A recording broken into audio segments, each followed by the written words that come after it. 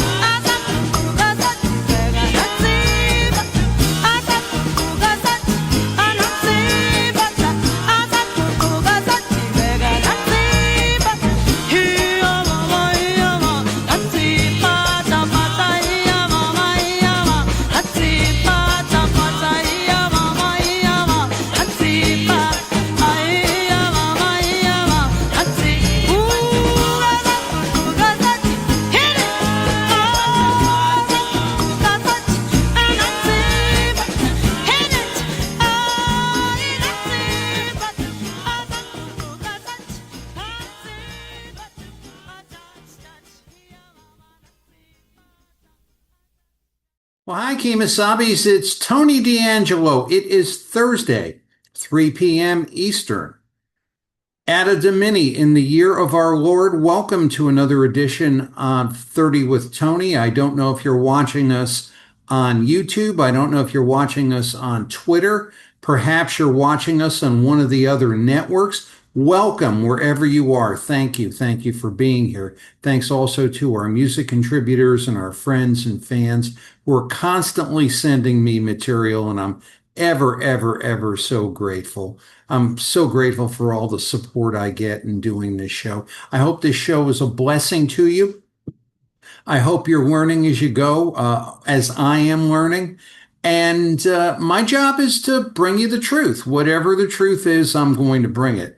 I am loyal to good people, but I am more loyal to the truth than I am to anything else. And believe me, not that every single thing that passes your nose needs a congressional investigation.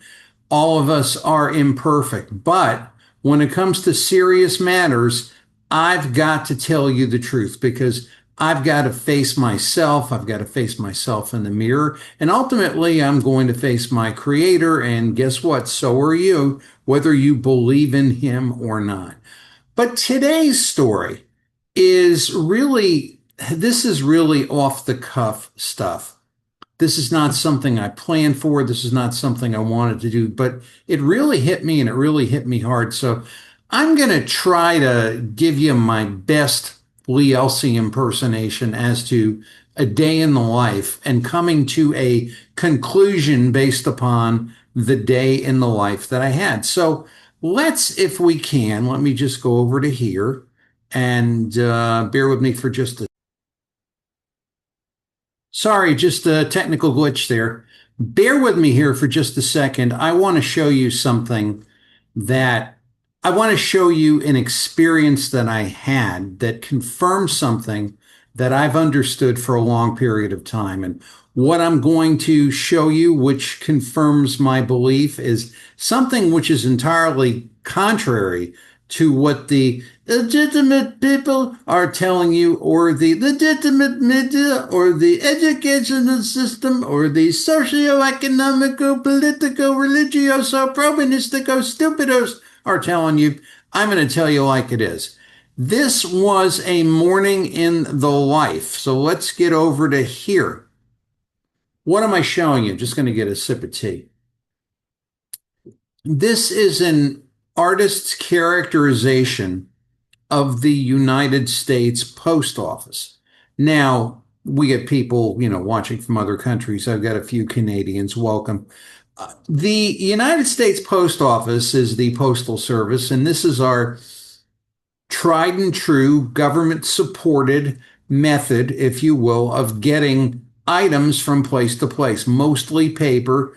In recent days, a lot of packages, a lot of things that are critical to the operation of business, parts, supplies, office supplies, food, agricultural supplies, you name it. The United States cannot survive without the post office. Now, the post office in the past, I can't tell you how many years, I'm going to say about 25, 30 years, has been horrible as far as on a very large plane. It is constantly breaking down. It is constantly demoralized. It is losing money hand over fist.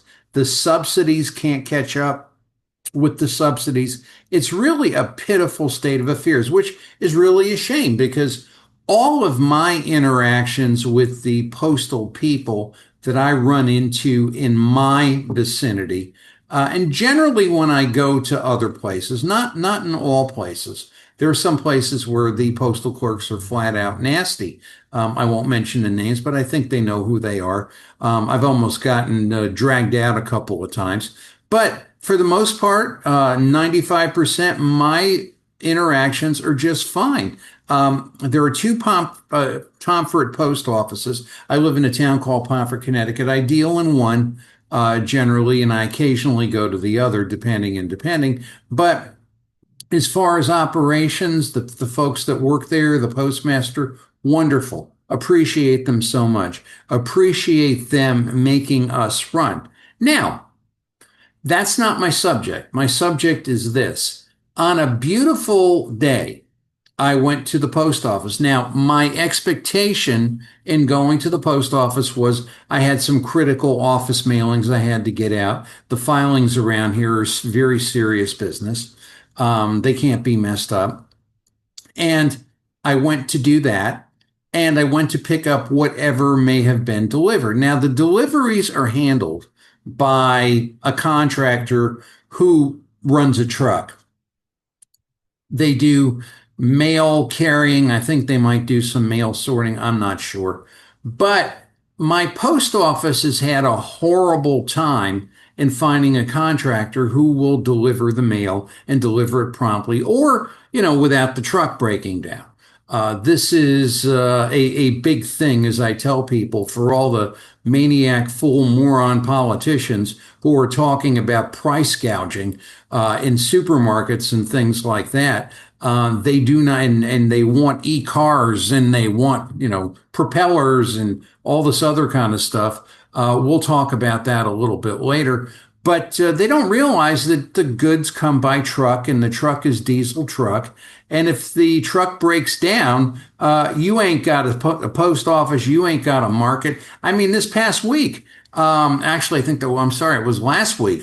Got an announcement that the Acme Market is closing in Greenwich, Connecticut, a major market, a major food supplier for that particular town. Now, I'm sure there's a lot of price gouging going on there, right, Bob Duff and William Tong? I mean, how idiotic could you be? But that said, we are dependent upon truck to get our goods. Now, this particular trucking contractor, I was chatting with the lady on duty, and she was telling me, oh, they've been horrible. They haven't been bringing anything. Finally, they brought something, and they brought it on time. But then today, the truck broke down. The other day, it was something else. And I then said, okay, well, let me get my mailings done.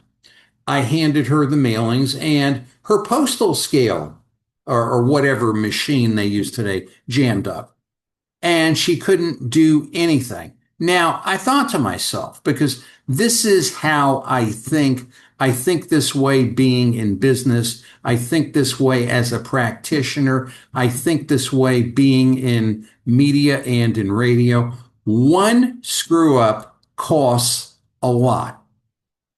So the failure of the company who was bringing the mail to deliver the mail in a timely manner hit, even in a small town like where I am, hundreds of people were disadvantaged by that, disadvantaged by one person who didn't have enough sense, brains, or respect for others to maintain his truck and get the mail in safely to his location as he was contracted to do.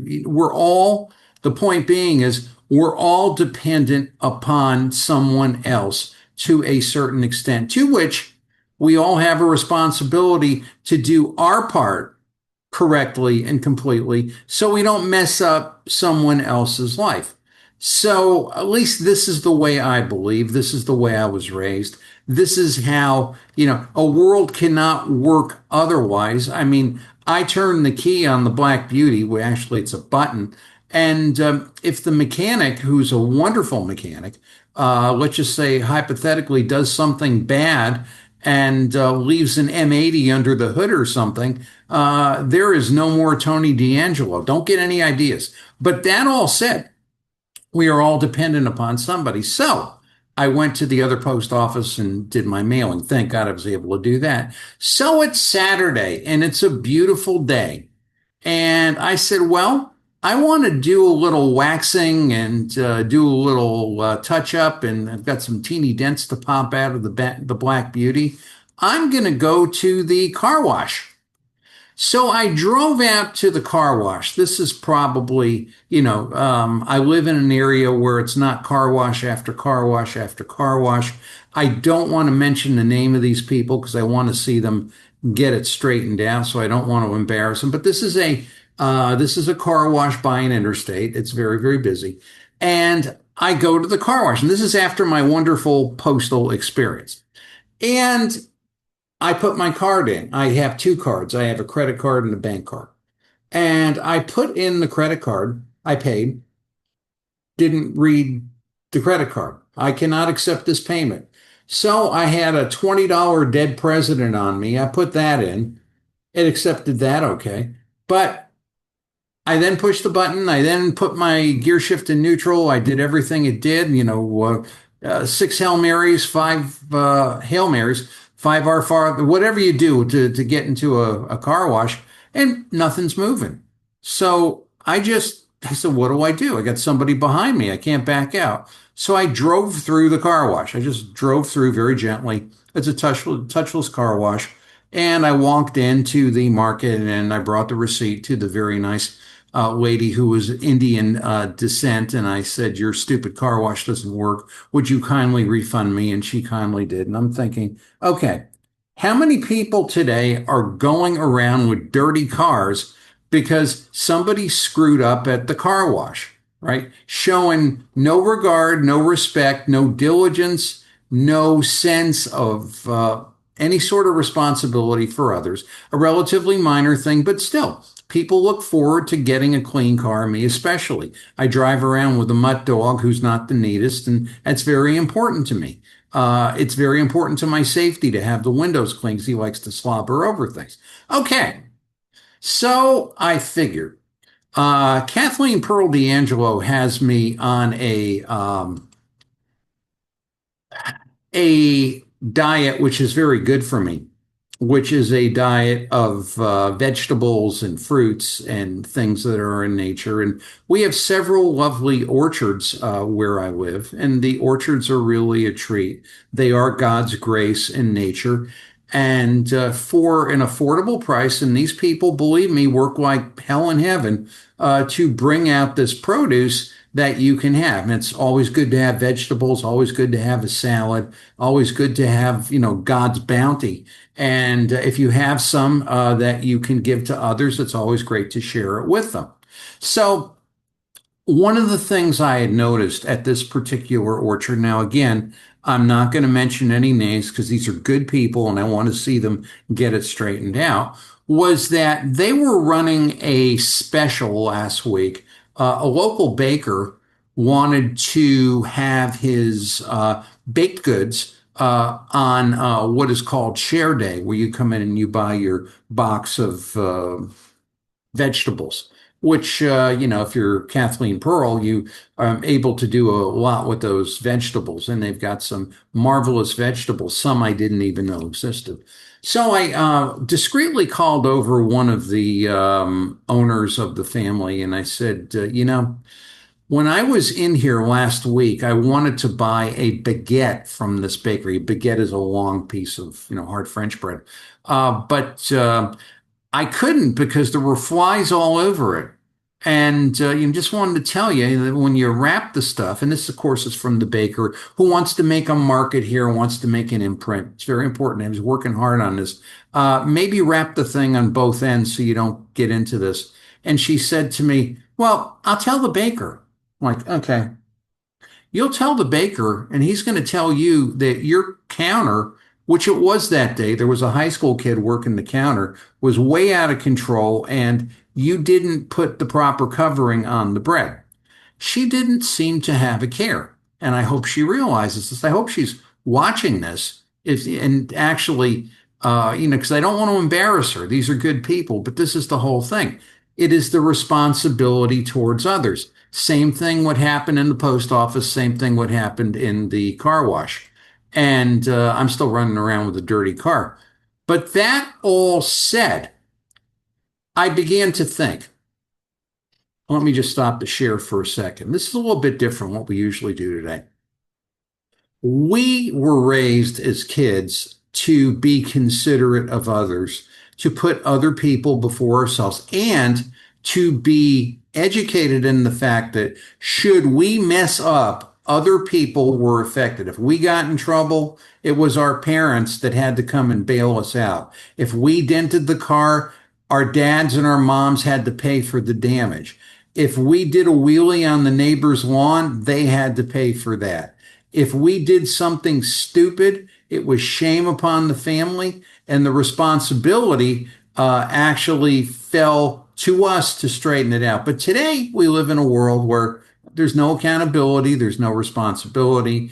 We have idiots that are running for mayor saying, well, let's have a $30 minimum wage, like that goofball, what is his name, Omar Fataya in Minneapolis. Let's have a $100 minimum wage, Omar. Nobody knows how to work anyway. What difference does it make? And it's so insane and so sick. And where the old Jews would often say, the apple doesn't fall far from the tree. Well, look at a Tim Walz, look at a Ned Lamont, look at a Gavin Newsom, look at a Karen Bass, look at a Bob Duff, look at a Matt Lesser, look at the people who are in government.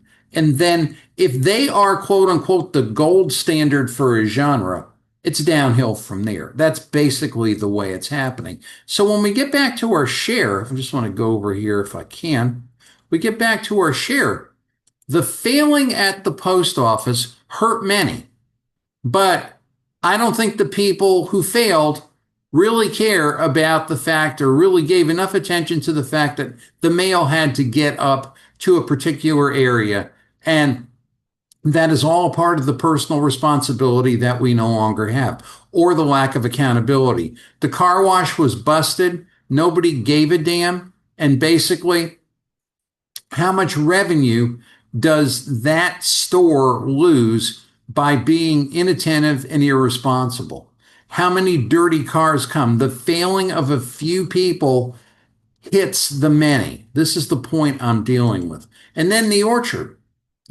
This baker, if he had quote unquote a clean product, could be have work coming out of his ears. Now, every single person walking into that orchard saying, I ain't buying that dirty bread. And that's a shame.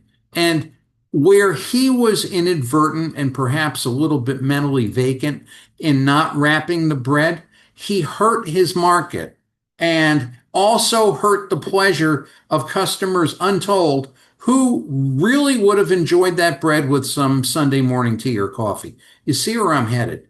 The person who screws up hits many. Now, we used to have a standard as kids, as young people, and it's a standard I still believe in, which was known as collective punishment. I like to call it mass punishment. So we were out on the football field or the baseball field, and if one person messed up, we'd all have to do extra laps. Or if one person did a great thing, maybe we came in early. Or if one kid talked out of turn in school, we all had extra homework. The idea was not to be cruel. The idea was not to be hurtful. The idea was to teach every one of us that we had a responsibility to a word which has gotten a very unfavorable connotation, the collective. That if we did something stupid, we hurt others. Like, for example, if my neighbor is a dope growing idiot and one day he goes out on his gas grill and he wants to cook burgers and he doesn't know what to do with his propane tank, we are all making a smash hit on Interstate 395. You see what I'm saying? He has a responsibility to the collective. If I want to do something bad with my vehicle, if I want to chase somebody down the road because they aggravated me and I drive them into a telephone pole, the telephone pole hits a house, 3 houses go on fire, I have a responsibility to the collective. We have gotten to a point in our society where we are taught that we only have to be responsible to ourselves. Everybody else can go screw off. Everybody else doesn't matter. Oh, especially if you're a Trump supporter, then we got to kill you. Then we got to 86-47. This is where we've come down to. So when we understood mass punishment, we understood that we could have good things if we were working as a team and everything was going through where it needed to go. Now, that all got real soft. And I think a large part of that getting real soft was the touchy-feely means of parenting and education and leadership. If you read this article here, this is a Wikipedia article, and the person writing it's really got a bug up his rear about collective punishment. Collective punishment is frequently employed in school environments under the guise of classroom management or behavior control. See the way they spell behavior. So they're a Brit, so good chance they're a communist. Hey, how's that for a glittering generality? Sorry, Snowy. Common examples include revoking recess for entire class due to one student's behavior, canceling group outings, or withholding privileges until all students comply. These practices are intended to build peer accountability, but critics argue they have negative consequences for children's mental health and moral development. Mental health and moral development. If this person understood that he had an obligation to get the mail to town, the mail would get to town, but we're concerned about his mental health and moral development. If this person understood they had to fix the damn car wash so people could have clean cars and revenue could be generated, we'd have clean cars and revenue generated. But we're concerned about one person's mental health and moral development. You see, that's the fundamental thing. The mental health used to be Your mental health has got to get with the norm of getting something done, not whatever your little mental screwball fit is, we've got to come down to reach it. No, we don't do that anymore. And then the mental health of the people who are doing the production of God's good grace and goodness in the orchard would be, oh, you hurt my feelings and what you told me, as opposed to you're going to go out of business for being stupid. That's basically what it comes down to. But the socio-economico, politico, religioso, probinistico, stupido people today think that there's something wrong with mass punishment. Now, I'm not talking about beating kids. I'm not talking about, cutting fingernails off. But what I am talking about is collective accountability. And you stop and think, with all the failures that are in society, all these little brats that are ending up on the freeways and in the roads with their protests, be it Free Palestine or, grow corn, not peas, or whatever it is, they think it's their God-given right to walk right in the middle of the street, walk right through red lights, because, or climate change, because what I have is so important. And it doesn't matter what you think. You see, but they don't realize that they're hurting people that are waiting in that line. People got to get to elderly. They got to get to sick. They got to get to children. They got to get to jobs. What does that matter? It does not matter, because we do not teach collective punishment. We do not teach responsibility to the whole. Now, where a lot of this came from, guess what? The United Nations Convention of the Rights of the Child prohibits degrading treatment and affirms the right of every child to be treated as an individual, even if that child screws up, even if that child causes harm, even if that child has no sense of balance or decency whatsoever. I guess that's where we are as a society. It's absolutely positively insane. But what it does show me in my little jaunt through northeastern Connecticut of the mail didn't get in, I can't get the damn car wash, and I can't buy baguette bread, is the people responsible for these things have no sense of responsibility to, again, I'm going to use that word, the collective. None. Doesn't matter to them. Because if you criticize them and if you make them do it, and if you start to take away things, and if you start to punish them, I'm not even getting into, crime and, these, the activist judges and all that other stuff. You hurt their development. You hurt their mental health. Meanwhile, they can do whatever they want to wreck my mental health, and it doesn't really matter what I think. But anyway, I want you to think about that. I want you to think about that when you send your child to school. I want you to think about that when you vote for people. I want you to think about that if you get involved in relationships. Do they have a sense of responsibility for everyone ahead of themselves? That, I think, will tell you volumes about the character of a person. Character, what's character? They don't know what character is. They think character is somebody in a movie. But anyway, just going to get another sip of tea. We'll get to the next subject very quickly. I have been part of the same thing. Sort of a mixed subject, but maybe not. I don't know how I can do this. I don't know how I can do this better. I don't know what I can do to tell people, or maybe you can't. Maybe you can't. I'm talking these socio-economico, politico, librioso, probinisticos who think that fossil fuels are going to kill us all. And how dare we do things? And mention the energy plan of the real Donald Trump and Doug Burgum, who is a freaking genius, the Secretary of Energy. Oh, no, we can't do that because that doesn't sell in Connecticut. We got Republicans, running for governor. I see no clear path, if you will, to having an energy future for Connecticut. Maybe their idea of having an energy future for Connecticut is a little bit cheaper Eversource. After all, palms must be greased. But what amazes me is that, like this mail truck over here, again, we're doing a lot of object lessons here today. The thing that you're holding in your hand, the thing that you're sitting in, the thing that you're carrying, the thing that you're talking into, the thing that you're driving, the thing that's supporting what it is that you need, they are all the products of fossil fuel.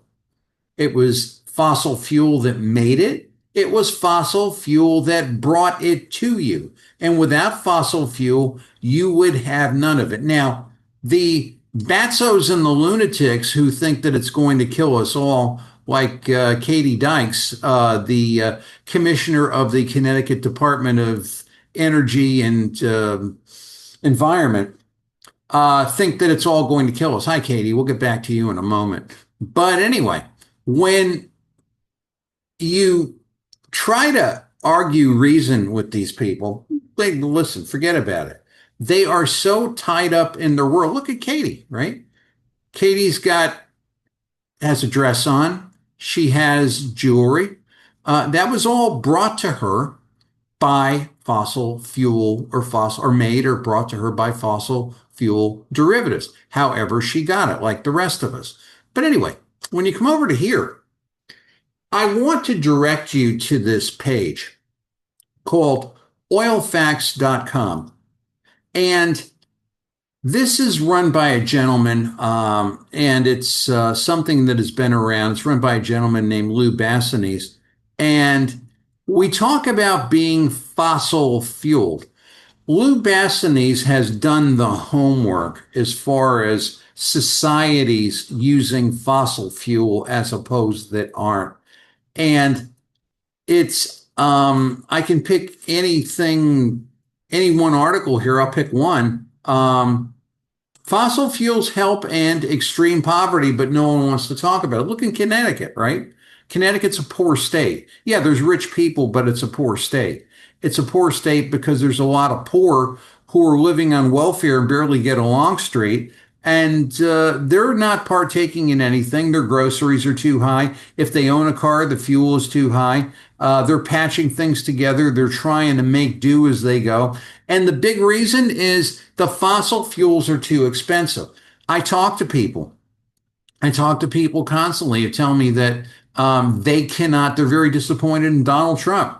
And they're disappointed in Donald Trump because inflation is still high. To which I say, I get that. And you're right. Inflation is still high. But if the morons who would stop blocking pipelines would start actually not block pipelines and free energy flowed, we would get down to a lower fuel cost, which would lower prices dramatically. Now, you take our governor, Ned Lamont, known affectionately on our show and on the Lee Elsey show as King Governor Ned Lamont, the Unaccountable. He had conversations with Doug Burgum about bringing fuel to Connecticut. Good, solid, bipartisan policy. Hey, listen, people are in trouble. People can't afford things. He can't do that for a number of reasons. Number one, just about his entire legislature, most Republicans included, would say, "Oh, you're going to kill us today." And the other thing are the batzos and lunatics in his own party that you're not supposed to talk to the Trump people. What is wrong with you? That's how idiotic and insane it is. Meanwhile, they don't care if you starve. But the cheap and easily moving fossil fuel ends extreme poverty. You can end poverty in Connecticut if the fuel were cheaper. You could absolutely positively end it because it would drive down the costs of goods and services and would increase job production. Job production in Connecticut is not job production. Job production is having a clown show, having a should be abolished, should be federally investigated and splintered Department of Economic and Community Development, handing out money every single year. And, 75 legislators look the other way, as Bob Swick said in his article this past Saturday. Absolutely, absolutely sickening. But anyway, fossil fuels and poverty. The What do they do? I'm going to blow this up. There's a lot of great material on this site. We don't have the time to go through the whole thing. They pump and purify clean water. They power hospitals. They boost crop yields and build the roads and schools and factories that support jobs and opportunity. That's critical mass. And Connecticut wants nothing to do with that. Let's pick another one. These are really good. Let's look at this here.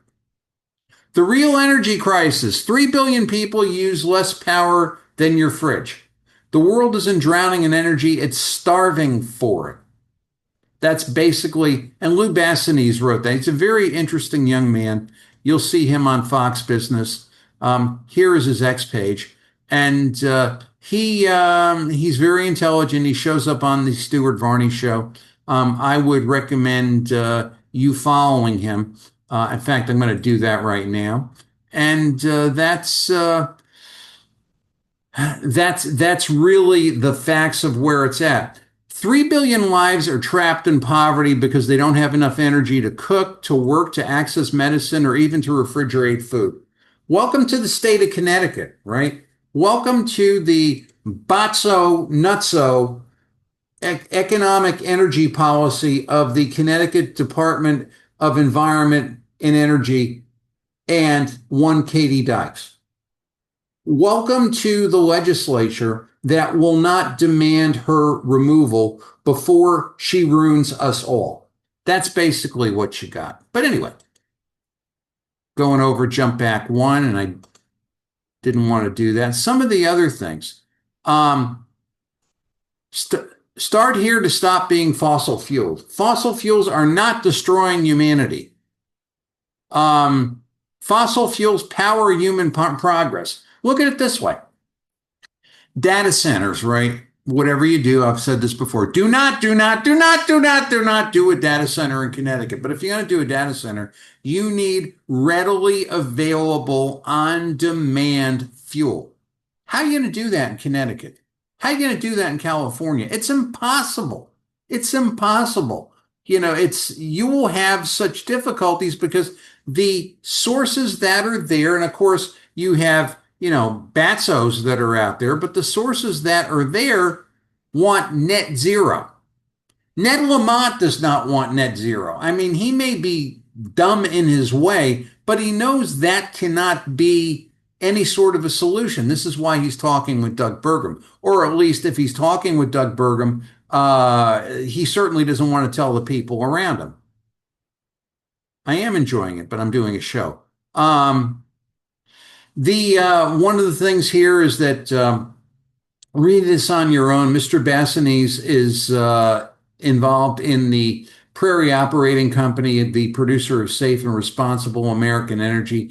Judge that on its facts. I will tell you that if you do not have cheap and dependable fossil fuel in America, America will collapse because the other powers in the world do have cheap, dependable fossil fuel. But in Connecticut, who cares? Environmentalists will celebrate new laws at a bill signing ceremony. This is a luxury we don't have. The world is coming to an end. The sky is falling. We've got to save Connecticut from itself. Meanwhile, they can rob and steal and take money out of nonprofits and have zero accountability and go off in the legislature and pay no attention and exercise no governance. But we're all going to die of some respiratory disease and polluted water, and we've got to do something with the water, and we've got to do something with the well water because this will kill us. That's basically it. This is the mindset that you're dealing with. The increased energy and the creation of green jobs. Public Act 125. How are we going to do that, Katie? We're going to hand out more state money. We're going to use the DECD. And are we going to do more funneling through nonprofits, more unchanneled, unchecked, unverified, ungoverned funds? Just whatever the case of how are we absolutely going to do this? It's absolutely insane. Now, Lamont says You think pollution is expensive? You ought to see the cost of not dealing with climate change. Billions of dollars in the last 5 or 6 storms in the last 3 or 4 years. This moronic group of people thinks they can control the weather. They think they can control the weather. They think that Connecticut can control the weather. And you've got to do this so that we do not have storms. I mean, what about the hurricane in 1938, Governor? What about the San Francisco earthquake of 1906? This is so insane as to be ridiculous. And he cited the floods in the Naugatuck Valley. And basically what that was a failure of our highway department to do bridges properly. They didn't manage the road, and they didn't pay attention to what they needed to do. You ain't going to defeat nature. This is the most moronic thing in the world. I go through that here.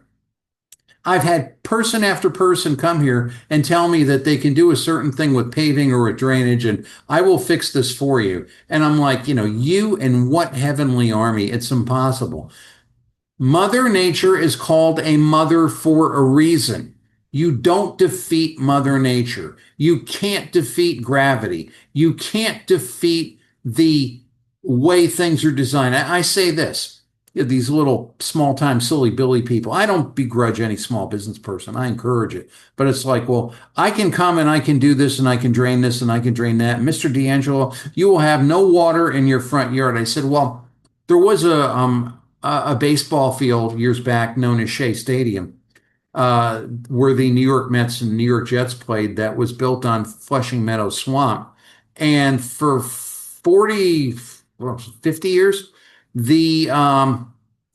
close to 50 years, the best engineers in the greater New York metropolitan area and the city of New York could not figure out a way to get the water off that field to make it drain. Now, you're going to tell me that you know how to do it? It's insane. You've got to go with the flow, not against the flow. Nature always wins. You got that? So let's look at nature. Kind of an odd subject today, but I think we're laying down some good stuff. And sort of a mixed subject, but basically a very cohesive subject. We are all dependent. Nature always wins, and we're all dependent on one another. And when one of us screws up, remember, we're hurting a whole bunch of people. We've gotten into this whole thing that we've got to be selfish and we've got to look out for ourselves, and we've always got to capitulate the highest good to the lowest common denominator. This is the exact reason why you have politicians in Connecticut. The car wash is one example of how one screw up affects many. So was the mail not getting in. So was the orchard not doing what it needed to do for the sake of the baker. Ed Norton on The Honeymooners was right. The law of the sewer. One hand washes the other hand, and both hands wash the face. I will always be a fan of mass punishment. Call it what you want, collective punishment, but basically, young people have got to be made to know that their one mistake affects tens, hundreds, and thousands. And if people knew that, and if they saw the effect of something, like in a classroom setting where it's not something which is going to hurt people or kill people, we would have inarguably a much better world. Look at fossil fuel in a new light. It is environmentally better, causes greater health, causes more productivity, causes more benefit, makes things cheaper for people. And when you look at it that way, this is something that you just shake your head and say, we've been lied to by these climate change morons who basically, President Donald Trump's exactly right. It is the Green New Scam. And it is a scam that is fostered to do something or other, but it doesn't help you. If you're being helped, tell me that you've got plenty of food, plenty of fuel, and your car is just fine, and you've got a fat wad of cash and life is great. Tell me that if you're living in Connecticut. I don't think I've got a lot of takers. And can we finally start to account for these bureaucrats that just take money and pontificate and do nothing whatsoever for the benefit of the state and for the benefit of all the people that live here. Whenever the bureaucrats are operating in Connecticut, they are not operating for you people. They are operating for them. I'm going to shut it down. Interesting subject, huh? Interesting thing that we are looking at here. It's accountability takes many forms. And the form that it took to me on my little journey was what happens when people don't realize they have a responsibility to others and as opposed to themselves, that they are not the first person in line. And when idiot politicians start to have little preconceived notions where we've got to do what they do and we all suffer. That's really kind of an interesting sort of reverse mass punishment. One politician screws up, one politician does something stupid and hurts tens, hundreds, and thousands. You see what we're saying? There really is something to this, and I'm happy to share it. It's Tony D'Angelo here on 30 with Tony. We'll be back with the rest of the show right after this.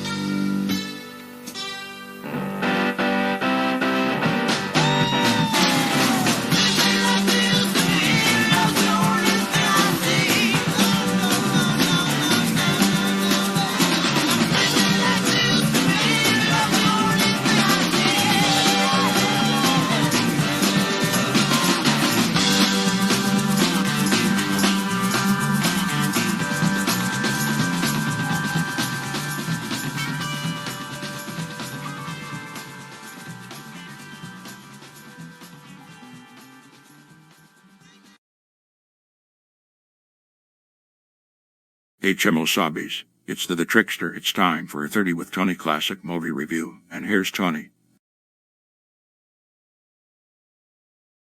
Well, thanks, Kemosabe. Thanks for staying with us. I oftentimes, or probably more than I should, think about what the world was supposed to be as opposed to what the world has become ever since 2020 and the COVID-19. I think it's me personally, I think it's wrong to call it a pandemic. It was a manufactured pandemic. Yes, it was real. Yes, I had it 3 times, but it certainly was no worse than normal flu epidemics that we had over the course of time. But I oftentimes think about what the world would have been for myself and for others as opposed to what the world has become due to the COVID-19, I like to call it the communist takeover. Now, in this time, a lot of things that me, myself, and I, as a man, as an American, as a business owner, as a Christian, did not think a lot of things were possible or even conceivable. But yet, what the past 5 years have taught us is not only were they possible and conceivable, but they were, shall we say, in many cases, especially during the presidency of the decrepit Joe Biden, actualized and acted upon. And there is a very large group of people today who are still trying to actualize and gain control of others by what they do. And it's absolutely positively unthinkable. Now, for the grace of God, I've come through it okay.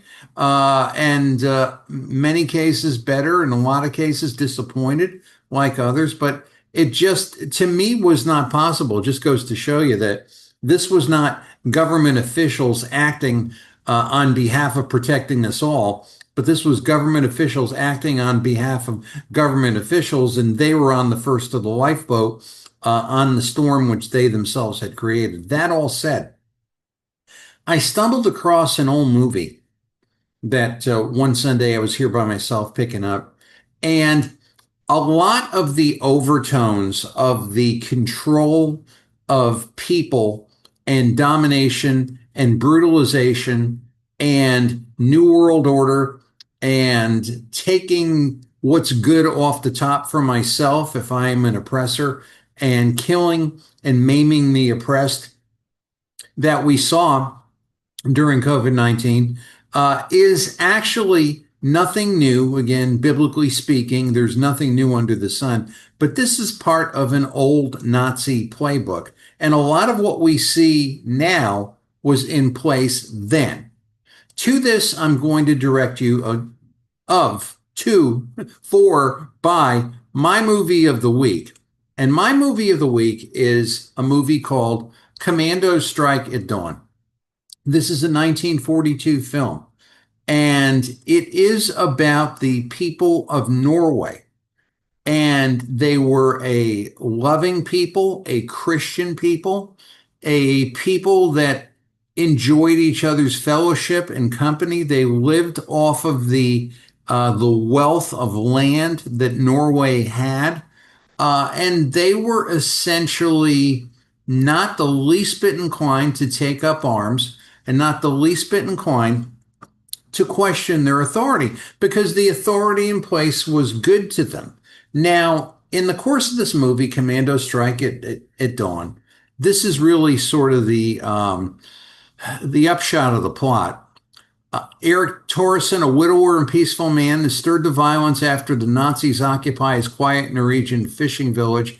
German abuses lead him to form a resistance group. He kills the head of the Nazis occupying his village and then escapes to Britain and guides some British commandos to a raid on a secret airstrip the Germans are building on the Norwegian coast. And doesn't that sound like 2020? Doesn't that sound like COVID-19?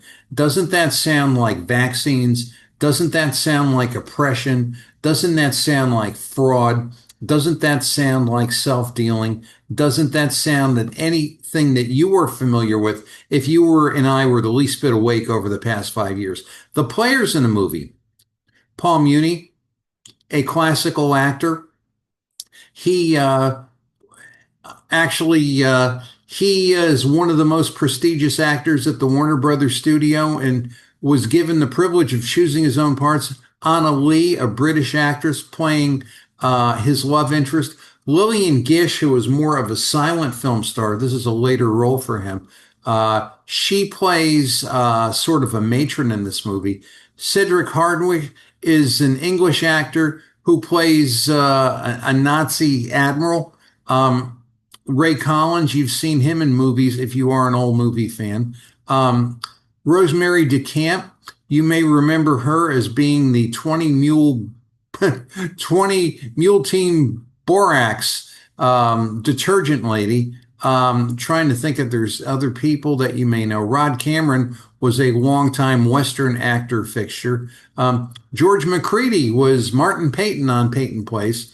And Lloyd Bridges, who was a very familiar actor to baby boomers, he played a young actor, played a young German soldier.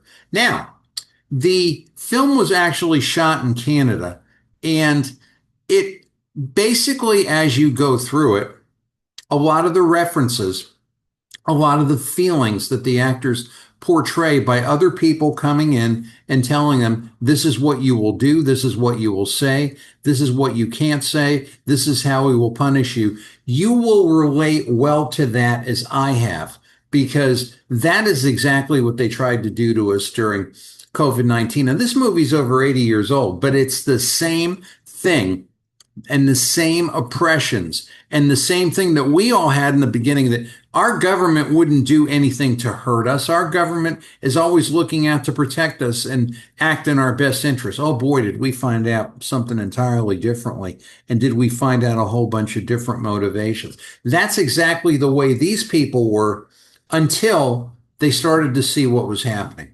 So if I told you more than that, I'd be spoiling the picture for you. My name's Tony D'Angelo, not Lawrence. I'm not going to do that. Send you off to the movies. We'll look at the trailer. Commando Strike at Dawn, 1942. It was made. It was a Warner Brothers picture starring Paul Muni, Anna Lee, Lillian Gish, Sir Cedric Hardwicke, and the 20 Mule Team Borax lady, Rosemary DeCamp. Let's go to the movies.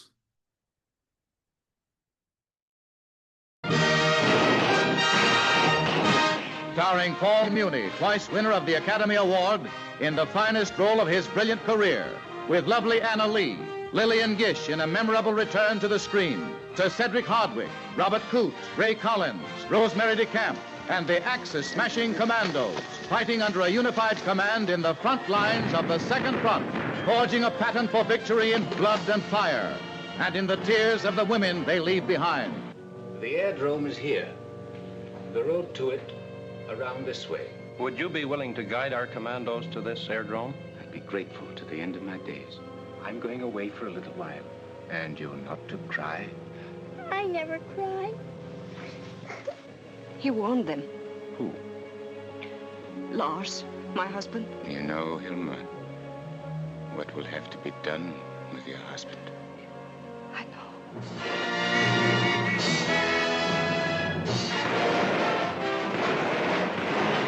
Only the bravest are chosen. Only the toughest return.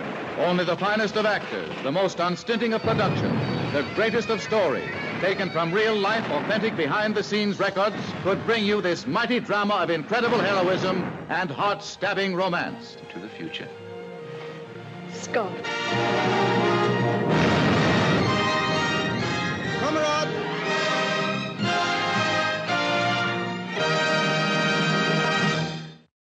With the cloud above her head, here comes Rainy Jane. If she stops you, man, she'll bore you with her sad refrain. It's the same old story we've heard 1,000 times before. She'll tell you how he broke her heart, and then the tears will start to fall.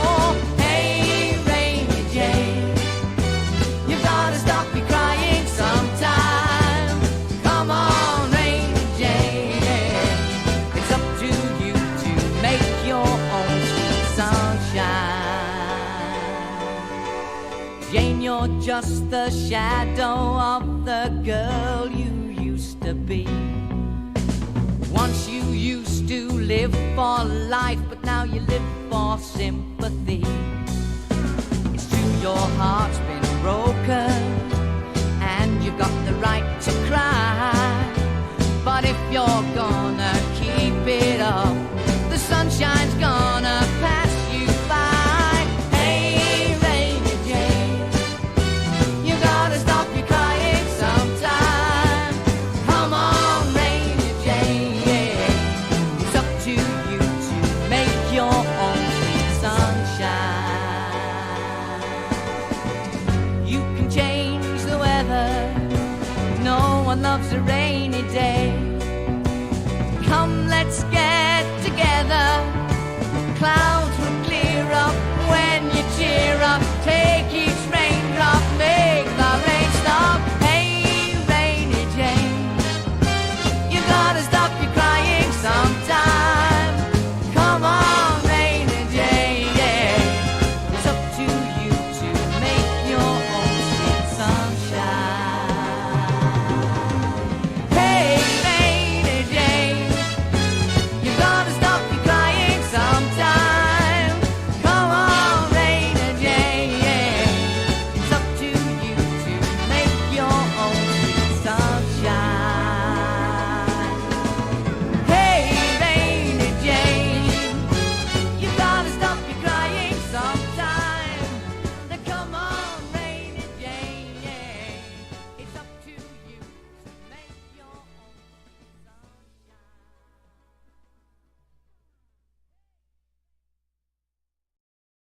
30 with Tony Thursdays, 3 Eastern on Twitter. Well, thanks, Kemosabe's. Thanks for staying with us. My greatest demand is for husband and wife jokes, so here goes. A husband and wife were out at a wishing well.